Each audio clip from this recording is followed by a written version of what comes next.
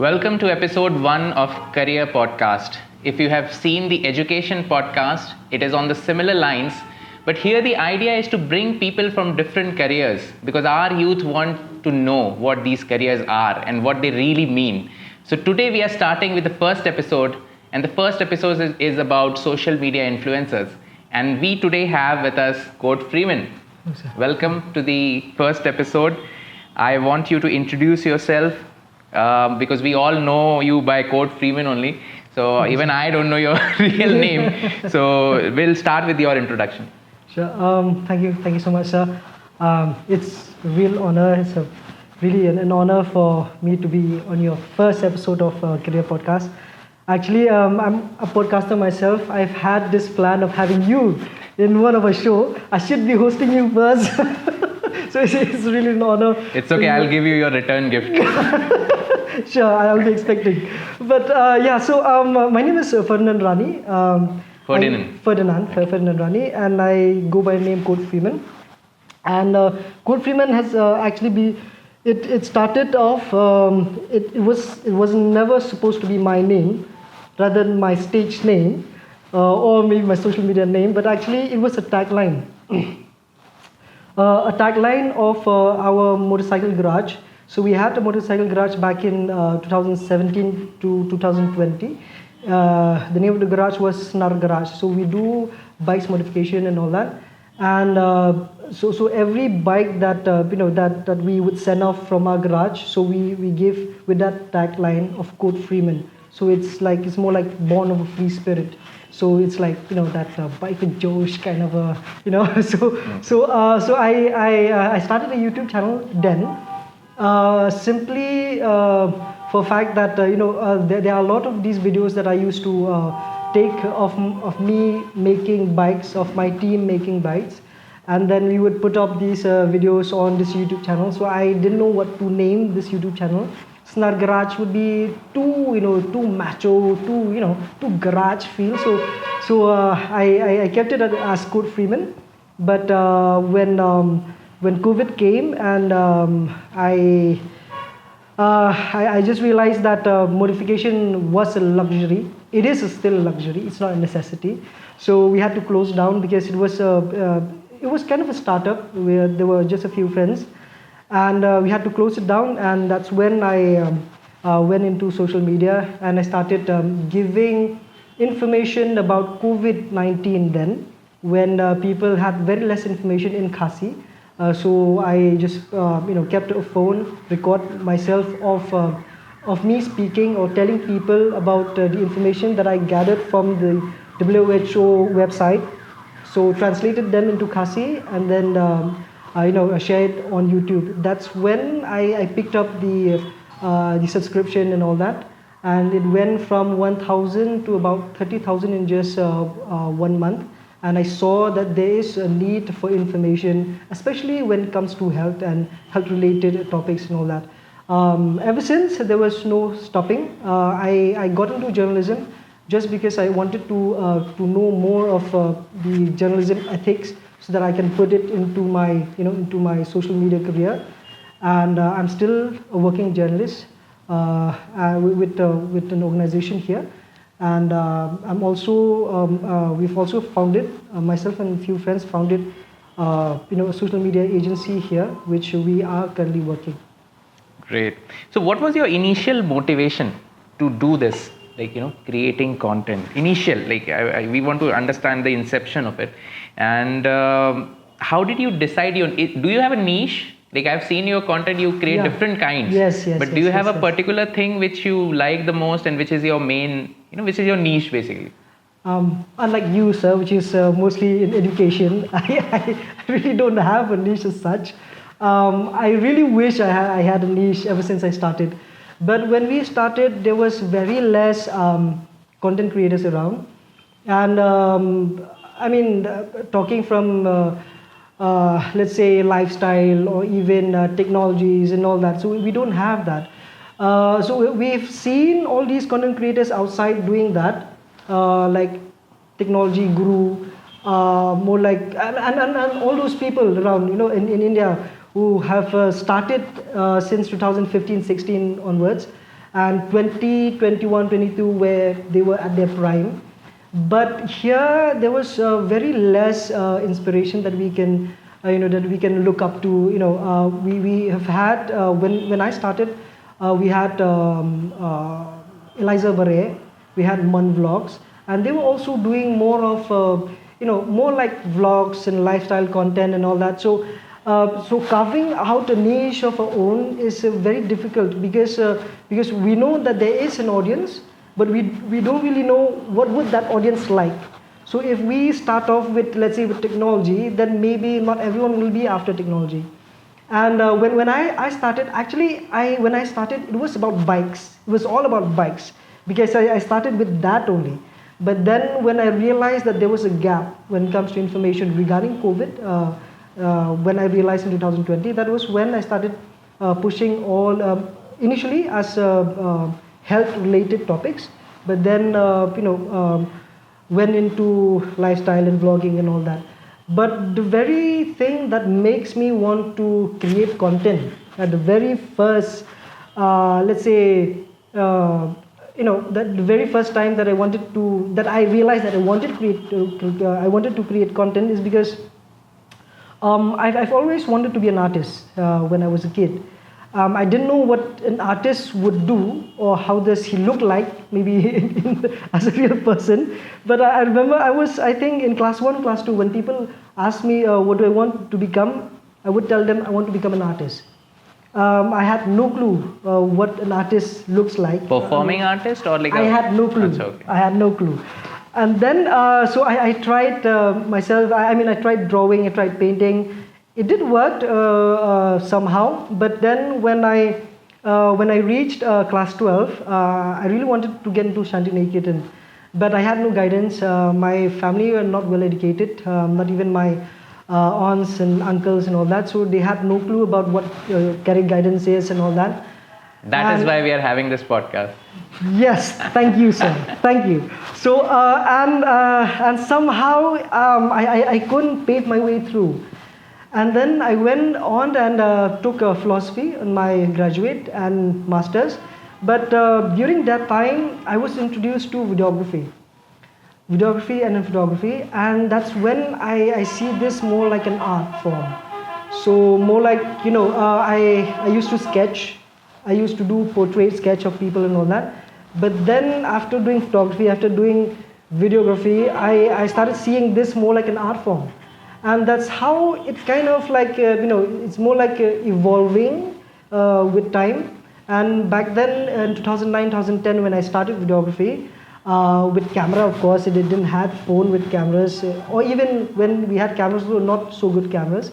So when I started, there was no such platforms. There was YouTube, but not really, functioning. And it was until when I started the garage, then I started, researching, got into YouTube, and then realized that, okay, yes, YouTube can also be a platform that I can share my knowledge, about bikes and all that. And of course, of getting customers also. But then after starting, there was no turning back. I love seeing myself there. I love seeing myself. And funny, my wife used to say, she said, I have never seen a person who would fall in love with himself my entire life, except you. So every time I would put up these videos on YouTube, I would look at myself and then smile and then, more like, trying to see where can I improve myself in. And then there are a few things that, I would just laugh at myself doing silly things on YouTube. So the fact that I see myself, that I can better myself and see, how people react to the videos and the jokes made, the silly jokes that I make, that makes me want to do more, contribute more, and add value rather into my content. Great. So at what point did you realize that you can make this a full-time career? At what there's a particular point, or like it, took a couple of years to get to that? To be frank, sir, I'm in that transition period. Okay. So that's why I'm still working as a journalist. So will I give up journalist? I am not sure, because journalist has taught me so many things about social media. Because many times what I've seen and realized regarding social media, is that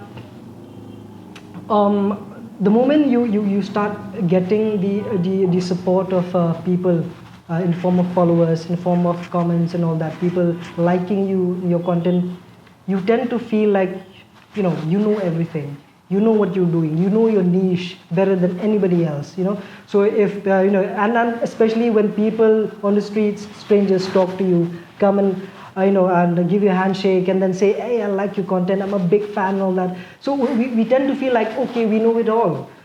But journalism is something that kept me on check. It gives me a lot of insight about how to approach a story, how to talk to a person, how to better communicate with a person, how to to interview a person without getting too much into their private life, so to say, and especially when it comes to the legal aspect of things. So the press community, in one way, has really helped, prune me in so many ways, and they have helped me, training me on the field, on the ground. When I go out and then report certain things, they will always be there saying, "Don't say this, say this." Maybe you may be correct, but be factually correct. So you don't have to be right all the time, but be factual all the time.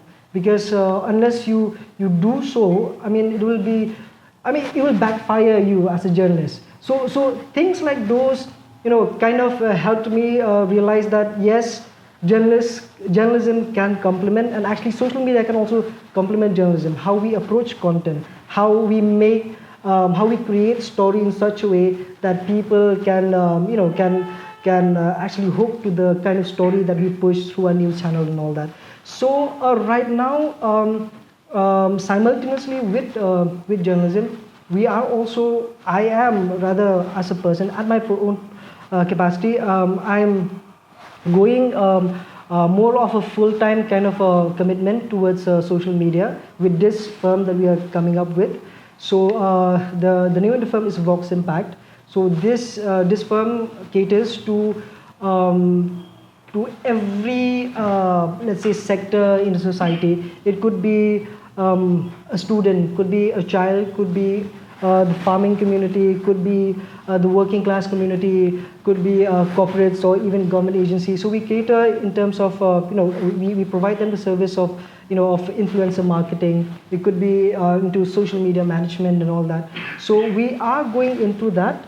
But side by side, I am still holding my journalism, feel, because that has taught me a lot. But have I fully committed into social media? I'm yet to, not yet, but I am looking at that eventually. So yeah. Okay, so to simplify, for our audience who will be mostly youth, how much time in a day you give to your social media and how much time you give to journalism and other things? Journalism is more something that I live and breathe. So anything that you get, you write or you shoot. Social media is something that you have to script. You'll have to, you'll need, maybe sometimes you'll need a team. Sometimes you'll need some context to it. But when it comes to news happens on the go. You don't have to wait for news to happen. They just happen. It could be local, could be national, could be international. But for content, you'll have to craft it. You'll have to script it better. You have to script it in a better way, and then try to better it the next time that you do. So in a day, I wouldn't say in a day, but I would say in a week, we do try to keep this at least once a week to actually shoot these contents. So if we can shoot 10 contents in the day, then we just schedule those content throughout the week, one content in the day. And if we can't do that, then maybe sometimes if an idea pops up, and then let's just go shoot. So it all depends on inspiration. It all depends on how you get inspiration from reels that you scroll through the internet and all that. Yeah. All right. So what skills are essential to be good at what you are doing? Technically, you'll have to know how to shoot a video. You'll have to know how to hold your phone. If not shoot a video, but hold your phone, hold your camera properly.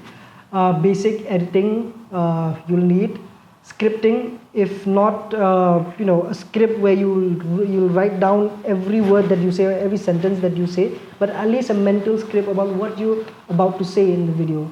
So that is very important, because sometimes there are certain people that they just go blank the moment you point the camera on their face, so having something beforehand, what to say. It could be about a cup, or maybe about a coffee, it could be about anything else at all.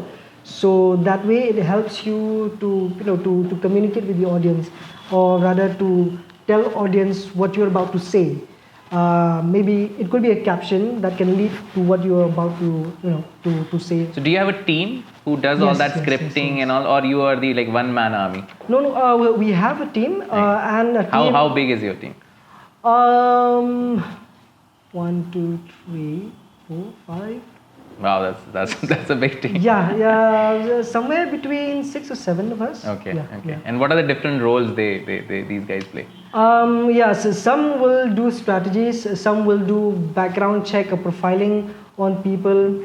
Because we have a network of quite a few influencers here across the state, so we kind of keep an information of all the influencers who are here in the state, so that any client that comes to us, we are able to provide with the information. This person, this is particular influencer that you want, has this many followers. They can bring you this percentage of engagement rate. All those kind of information that we would keep. So different team member has a different role. Could be video editing, could be shooting, could be drone pilots, could be a podcast producer, could be all that. Yeah. Very nice. Now coming to online criticism and negativity, because this is part of when you have a big presence online. Yeah. It comes with, of course, plus what you're talking about. You're walking on the road, you meet people, they'll tell you, wow man, great content. Yeah. But at the same time, you'll meet people who's like, what shit content. Yes. So yes. both sides are there, right? So how do you deal with the negativity? You need to have a thick skin. That's the first and foremost thing. If you want to get into social media, you need to have a thick skin, or rather develop a thick skin over time. And because why? The moment, if you want to become a content creator, you need to be public. At least your account should be public. And by saying public, you cater or you appeal to different types of audience. Could be, let's say, Khasi speaking, non-Khasi speaking, could be educated, non-educated, could be anyone. So anyone who has access to a smartphone, who has access to your video, will be there watching your video. So irrespective of them like or not liking your video, your video will be shown to them. It will be recommended on their feed. So I've had, the worst that I've had so far is a death threat. That I received back in 2022, if I'm not mistaken. Yes, 23. Yeah, it was 2023. So this person came to my feed. He came, commented once. I replied, and continued to threaten me with so many things. I even went to his DM and then asked him, "What is your problem?" And he still continuously saying that I'll do this to you, and all that. And I reported, but then I don't know what happened. Somebody else took action or what.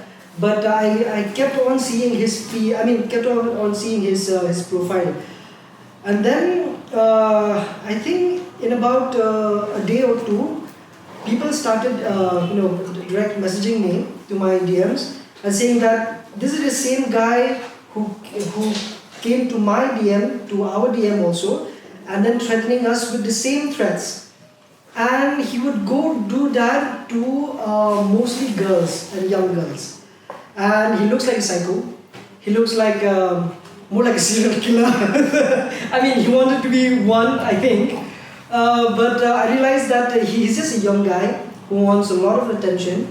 And somehow somebody other than me took action, and his account was blocked. But we can't say that that will stop others from doing so, because I mean, the more social media penetrates into the community, the more such kind of threats that we will be expecting from such people. But then again, we need to be thick-skinned that way, because at the end of the day, if you want to become popular, so to say, you have to look away all those things. And the only thing that I try to not make these people not cross the limit is to introduce my family into social media. I try to limit as much as I can my family, my kids to be exposed to social media, except if there is some value that I want to, to put into my content to share with my audience, then I do.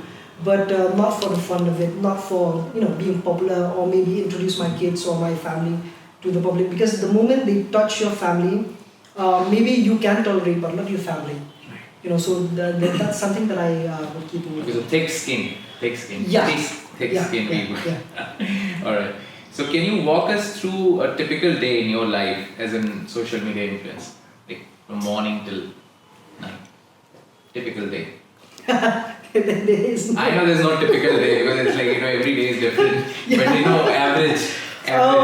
Okay, so I would say, let me just give you an example of when we have shoots. Let's say when we have brand promotion shoots.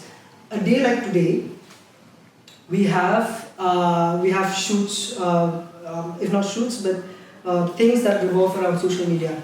For example, I woke up at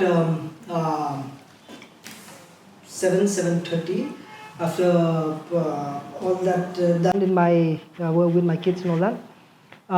So it started since last night, because last night also I was sitting with my edits and all that. So you go to bed, then wake up, plan something else, and then go about your day. So today when I woke up, so a friend of mine came to my place. His bike is not really that well maintained, so I fixed his bike first, and then we went to Umsning, met a few clients who are willing to work with us with our campaign. So this is more of a drug awareness campaign and all that with the district there in Riboy district. So we went to Umsning, met these officials from Nongpo, and then after which we shot few content among ourselves. And after shooting this content, we came back to Shillong. After reaching Shillong, we had another shoot. This is a promotional shoot for a product here, local product here. We went to the factory. We shot all this content, and then after shooting that content, kept 15 minutes from that factory to reach here. And it took me 18 minutes to reach your office. So sorry. And now I'm here. So that's Okay. So that's the schedule. So what, you have anything planned after this also? Yes. After this, I also have another meeting with another client. So these will also be these people are also into social media and social media campaign. After which, if the other party is still willing to meet after that, post that, so I'll be meeting another person. So today will end somewhere between 9:30 or 10 after meeting the last person. Yeah. So it's basically hard work. Yeah. Like all day you're like running around meeting people. Yeah, through the rain, through everything. Yeah. Great. So now next I want to ask is that is this a financially sustainable career, and how do influencers like you earn, and what are the future prospects of this? The moment when digital media started, though I wasn't so much interested in getting into social media, but then I did see that there is a lot of scope when it comes to digital media. When I say digital media, it could be content of any form, could be pictures, could be video games, could be all that. And when we started the garage, we made sure that we should have a social handle of our own. That's when we started this page called Snar Garage, where we would put up short video clips of us making fabrication, painting job, and all that. And we took, that has become one of our, one of the key platform that connects us with our clients from everywhere, and not just from Meghalaya. That was 2017. We have had clients from different northeastern states as well. We were just starting. It was just a small startup. It was a roadside garage, but we have got the attention of many, not just from Meghalaya, not from just from northeast, but also from elsewhere in the country, and that has become communication, to the rest of the world. But speaking in terms of the monetary benefits that you're getting and the financial implication for you to get into social media and what you can get from social media, I would say if you invest 100, it will return back to about 2,500. So there is a lot of scope. So people can earn in ways you cannot imagine. So, and of course there will be a saturation. If you ask me now, will there be a saturation? Yes, at some point there will be a saturation of influencers. If everybody will become influencers, then whom will we look up to, right? Whom will you influence? Right. Because everyone is influencer. Exactly. But then, from the look of it, technology will advance to something else. There is AI now. Yeah. There are so many things. So, but the moment the moment that you push yourself into something which is trending, which is new now, you will be ahead of everybody else to learn something new that may come up in a year or two. Yeah. So, but and again, when it comes to earning, the moment you get into the moment you master something which is new to the community, new to people, I think you have a bigger advantage of learning it first from everybody else, and you can earn more or better, or even teach people how to earn. So when did you start getting these brand deals? I mean, how big you were in terms of your followers or subscribers that you started getting brands?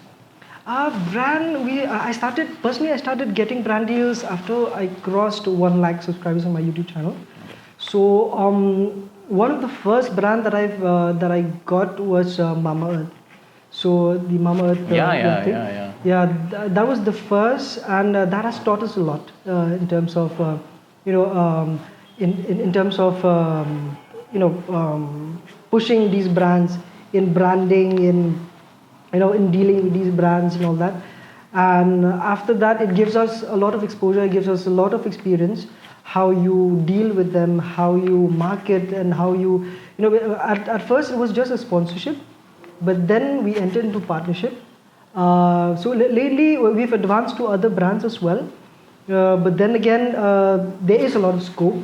So you just have to create value, because I've seen a lot of these content creators and wannabe content creators right now. They would do things, could be stupid, it's okay, could be could be something which is very naive, could be that is something what people like, what the internet like. But if you can put in some value into it, that is something that brands would be more interested in. Because if you push something which is which is really of a bad taste, if I can just say, then if you, even yourself, if you are a brand, you would stay away from such, even though they may get you a lot of views, but you may want to stay away from them, because it may bring your brand down, instead of just pushing your product among the public. Okay. Yeah, we touched upon AI. So lately I'm seeing, on Insta, there are some AI profiles, AI influencers. Yes. And with so many followers already, maybe they are bots, but do you feel scared? No, not really. Because at the end of the day, who is functioning behind that AI? It's a person. So a person will have to be there to prompt AI to create such an avatar of something or somebody else. So like I mentioned earlier, if you think you are an influencer, if you think you are a content creator, and then you think that you're running out of market or running out of business, advance to AI. Maybe it's time for you to take a step back and let AI do the work for you. So, but you'll have to advance in such a way, that you are ahead of the game always. Let's just say it will educate you in its own way, that way. So AI, it shouldn't scare us actually, but I would say that before it would take away your job, you should, usually you should take control over it. So if you can take control over AI, at least it will become handy in your future career. Could be anything. I don't know if medical can come into that, but of course. Alright. So as an influencer, you have a lot of followers. So that means you can influence public opinion. So that also means that there's a lot of responsibility. Yes. On you, on other influencers. So how do you make sure that you send all the right signals and in a way, even unconsciously, you don't send some negative feeders out there because saying something can disrupt. Yes, sir. So how do you make sure? I'll just give you an example. Because I work closely with the health department in terms of promoting many healthy habits, in terms of eating habits and all that. It kind of puts me in a lot of pressure, and I like it that way. I'm free of all substance, not kwai, not cigarettes, no drinks, nothing, and that it kind of make me more like, so to say, maintain that self-discipline, because I know if I try any of that by mistake, if somebody, because I have a lot of kids looking up to me. Just moments ago, I was in Mauro, and these kids, all drenched up in the rain. I was in a shop trying to stay away from the rain, and they're like, "Ari, Bakur, how are you, Bakur?" So for example, if I stand there, and I chew kwai, or maybe I take a puff because it's cold. Maybe I take a puff, and they see me there. I mean, what kind of message would I be sending to these kids? So things like those is something that something that I like, because it keeps me on the edge for my lifestyle, for my personal let's say self-discipline that I try to put up. And every time I always feel like somebody is watching me wherever I go, even on my traffic signal, on my traffic rules also, even with my seatbelt. And you can't imagine, sometimes when I go out from my house, it could be just in about a kilometer or so, I would always keep my seatbelt on, because not that people will see me and then have a bad example, but it has become a habit, just because I'm always conscious that people are watching me. So something like that, I think it helps me be a better person for myself, and it also make me a living example for the people. Wonderful. So where do you see this profession going in the next 5 years, 10 years?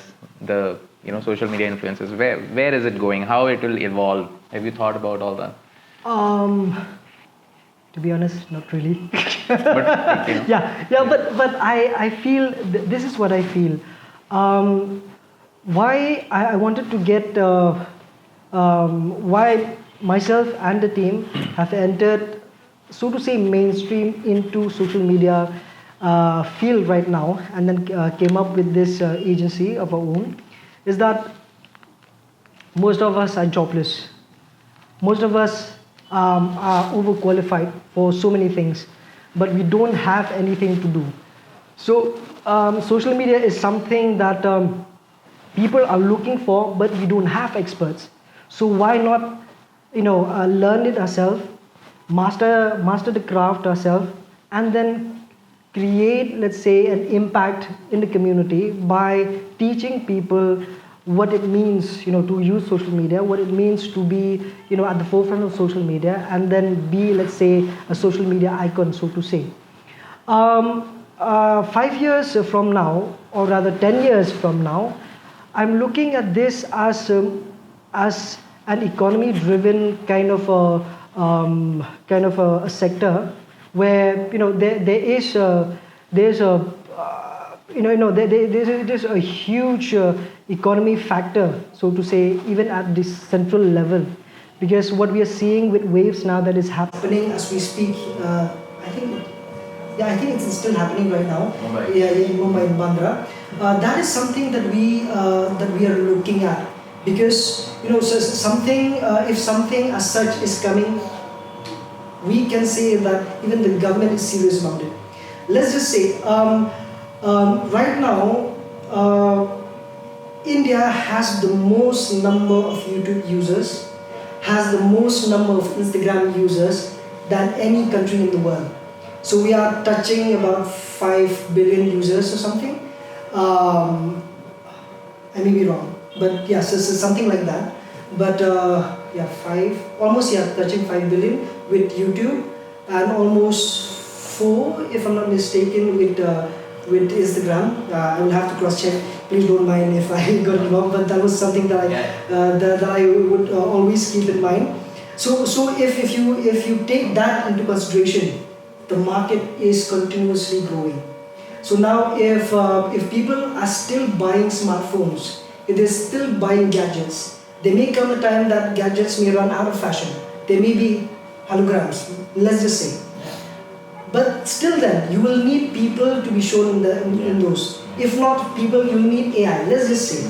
But again, like I mentioned earlier, you will need people behind the scene to prompt that AI to create something. So in one way, content creation it's not a new word. It has been there for some time, but it has become a trending term because it has included so many things. Back then, when we say, I used to do wedding videography back then.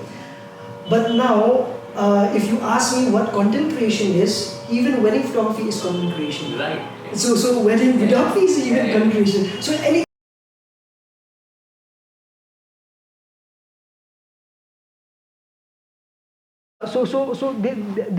there is a lot of scope in there. There is a lot of career career promising. A lot of promising career driven factor, let's just say, into social media. And maybe social media in about what I personally see is that in about 3 to 4 years, social media will evolve, and is rapidly changing. Where will it evolve? How will it evolve? I don't know, but it is evolving. But you'll just have to keep up with the trend. You'll just have to, go with the flow, learn new tricks, and the sky is the limit. Social media has connected us to the world, and if you're earning something all this while, if you're earning something from the street, like having a small shop, now that shop you can cater to a bigger audience, a bigger customer network, which is the global village that we are looking. Amazing. So lastly, a lot of youth who will be watching this, I'm sure they want to become you or something like you.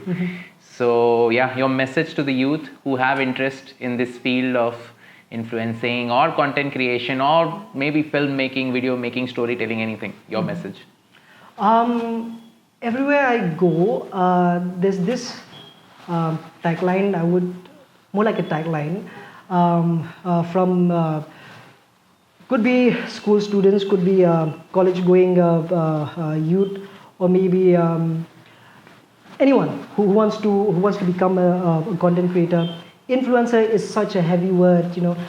I don't really go with the word influencer. I don't claim myself to be an influencer. What do you call yourself? I would call myself a content creator. Content creator. I would call myself content creator because who just happens to influence. Yeah, maybe yes, something like that. But if I call myself content creator, I feel like there's more room for me to better myself. Okay. But if I say influencer, there is a lot of responsibility, and I really can't influence people.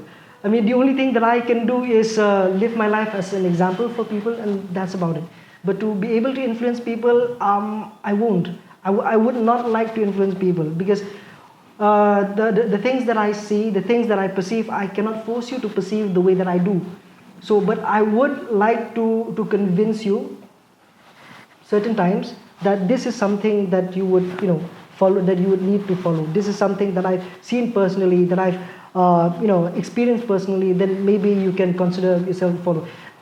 You'll be surprised that for over 2 lakh of subscribers, 2.4 lakhs now that I have on YouTube, subscribers on YouTube, I normally don't tell people to subscribe to my channel because I don't want people to do it forcefully. So if you see value on my channel, you see value on my, on my social handle, do it. Because at the end of the day, I don't want you to subscribe and then unsubscribe later, So, but if you subscribe, I will assure you that there will be content, valuable content that you can see through my social handles. But this is something that I would tell people. Don't just, let me just frame it nicely. I don't want to go wrong.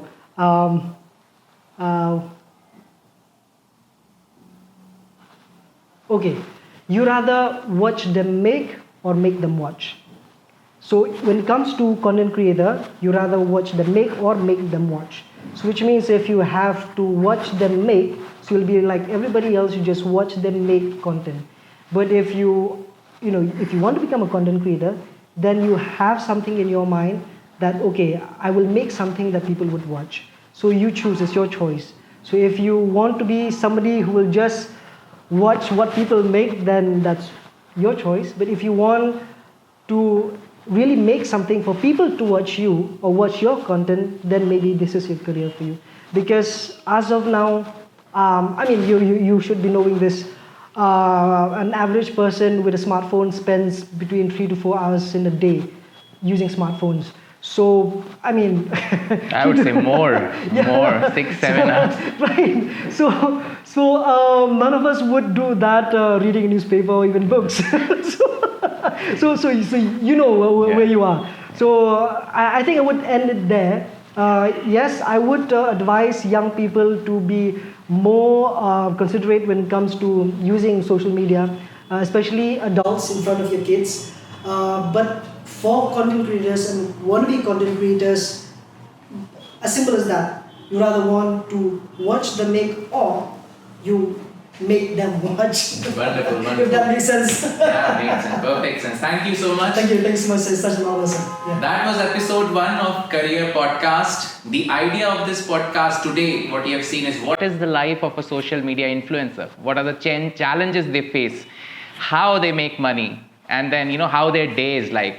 So the idea of this podcast is to share with all the youth of Meghalaya what different professions actually mean. Just by watching movie Singham, people get influenced and they say, I want to become an IPS officer. But that's not the real life of an IPS officer. So the idea of this podcast in the future episodes will be to bring different people from different careers and let them share their stories, which hopefully will help all the youth of Meghalaya to make a right decision. Thank you for watching. Kublai Shabun, Mithila.